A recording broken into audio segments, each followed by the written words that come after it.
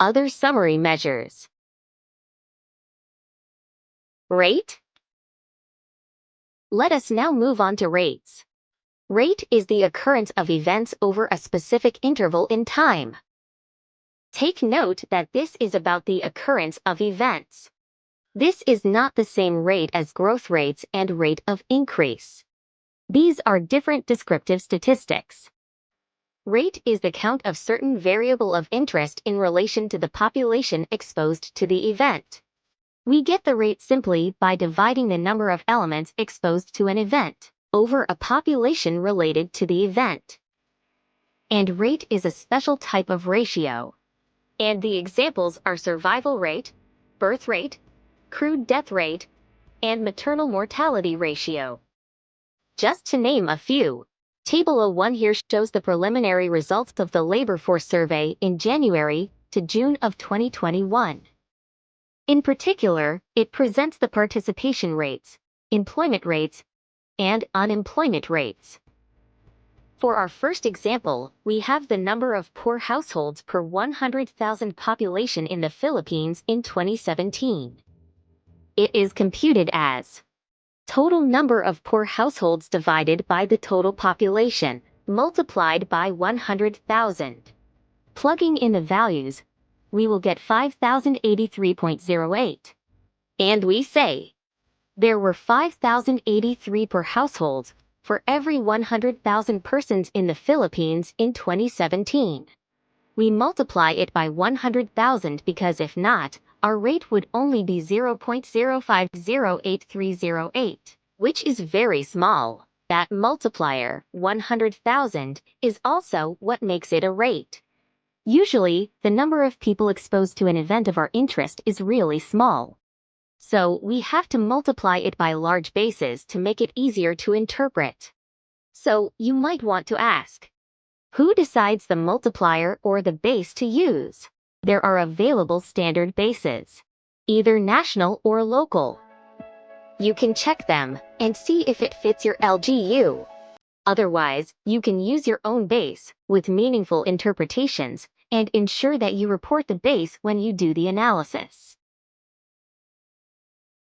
Our second example is on the number of policemen per 100,000 population in the Philippines in 2014. This can be computed as the total number of policemen divided by the total population, multiplied by 100,000. Plugging in the values for the 2014, we will get 149.152.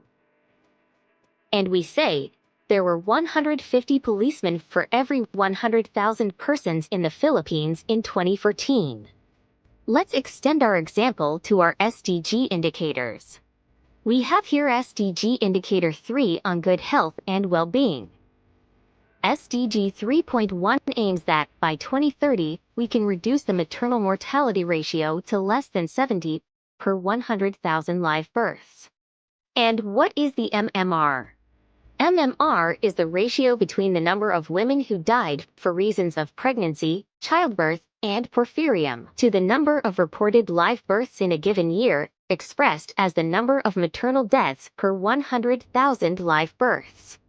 Formula-wise, it is the number of maternal deaths in a given period, divided by the total live births in a given period, multiplied by 100,000.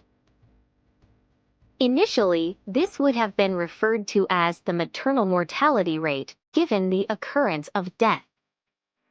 However, it is referred to as a ratio by proxy, as the rate is not calculated using accurate count of all pregnancies that can result in maternal death, with stillbirths not included, and infants in multiple birth sets overrepresented in live births figures. At this point, what we want to place emphasis on is the selection of a descriptive statistic that would give meaningful interpretations.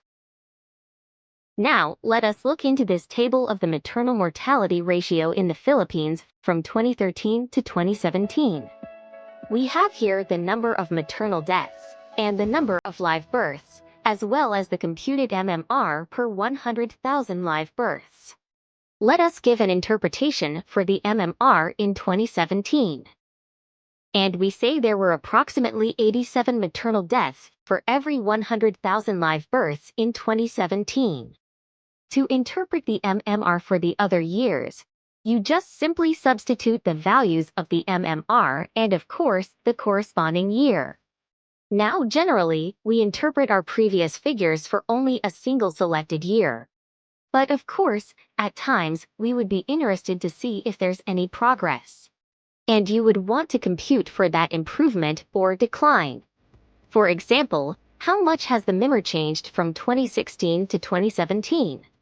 And to help us do that, let us have our last descriptive statistic, and that is our percent change.